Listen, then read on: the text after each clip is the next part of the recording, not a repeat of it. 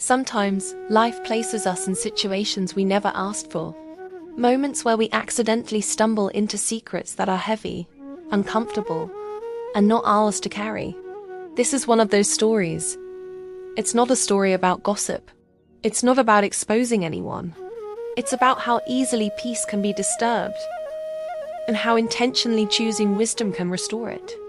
I'm Sheila, and today I want to share something personal. This is a story about family, trust, and a secret that found its way to me, even though it never should have. My sister-in-law, Maria, my husband's elder sister, lives in UK with her husband Daniel. They've built a life there together, working hard and raising their children. Back home in Ghana, they own a shop, which they entrusted to someone they believe they could rely on. That man's name is Paul. Paul manages the shop in their absence.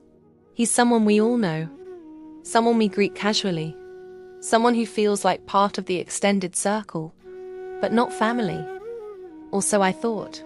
One quiet morning, I found myself chatting with Paul. It was nothing serious, just casual conversation, the kind you have when you're passing time. During our chat, he mentioned that he was planning to visit his boss's children on Sunday.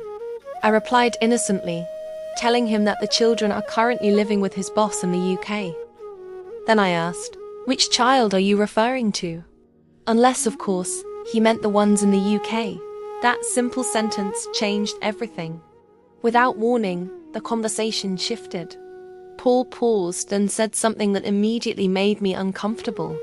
He claimed that Daniel, my sister-in-law's husband, has a child outside his marriage.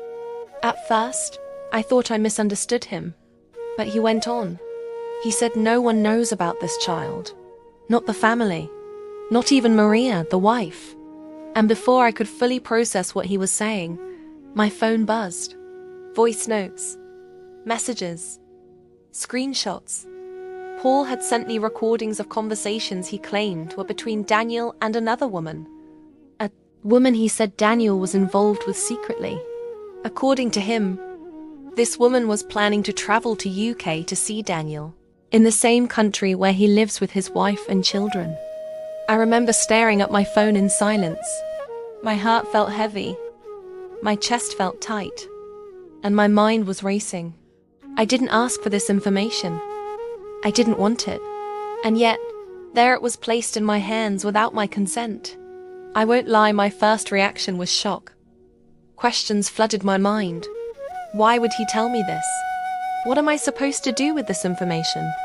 Is it even true? And then came the deeper fear. What if this destroys a family? I thought about Maria. I thought about her children. I thought about the life they built in Ghana. And I realized something very important in that moment. Not every truth that reaches you is meant for you to carry or deliver. Paul wasn't family. He wasn't part of the marriage. And yet, he was positioning himself as a messenger of destruction. That didn't sit right with me. After taking time to breathe and reflect, I made a decision. I chose not to engage further. I politely but firmly told Paul that I was uncomfortable with the conversation, and that I did not want to receive any more messages, voice notes, or proof. I made it clear that whatever issues existed between a husband and wife were not my place to investigate, judge, or expose. I set boundaries, because boundaries are not rude. They are protection. I understood that getting involved, especially based on information from a third party, could cause irreversible damage. Damage that might never heal. And more importantly, I understood that peace is sometimes preserved by silence, not speech. In the days that followed, I felt a sense of relief. I stopped replaying the messages in my head. I stopped wondering, what if? I stopped carrying a burden that was never mine. Instead, I focused on what was mine. The children who were with me for the holidays. The laughter in the house. The simple routines of daily life. I reminded myself that every marriage has its own journey. Every couple has private battles, private conversations, and private resolutions. And sometimes, what looks like helping from the outside is actually harming. I chose peace over curiosity, wisdom over impulse, Boundaries over drama. This experience taught me something powerful. Not everyone who shares a secret has good intentions. Not every story we hear needs to be repeated. And not every situation requires our involvement. Sometimes, a loving thing you can do for yourself and for others is to step back. To say, "This is not my battle." Today, I'm grateful for that uncomfortable moment, because it taught me discernment. I learned that maturity is not about knowing everything, but about knowing what to walk away from. I learned that peace is a choice we must protect daily. And I learned that silence, when guided by wisdom, can be an act of love. If you re-listening to this and you've ever been handed a secret that made your heart heavy, remember this. You are not obligated to carry what was never meant for you. Choose boundaries.